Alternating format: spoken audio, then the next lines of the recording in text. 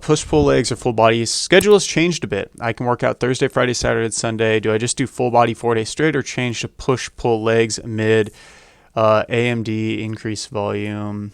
And increase volume. So push-pull legs is basically where you do all pushing exercises with your upper body, pulling exercises with your upper body legs, and then rest. And people usually do that twice a week. So they do 2 upper body pushes, 2 upper body pulls, and 2 leg days.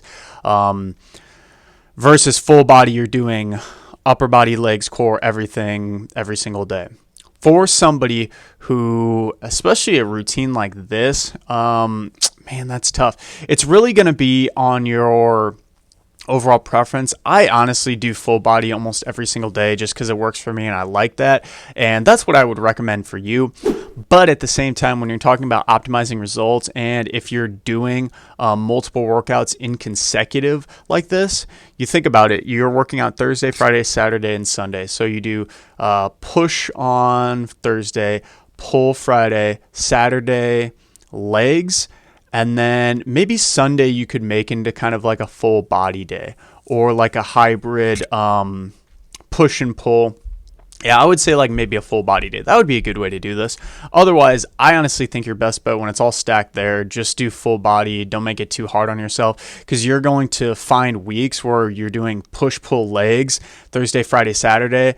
And then Sunday, do you do push? Do you do pull? Do you do legs? Again, the way I said you could do it and would recommend maybe is have that Sunday be full body.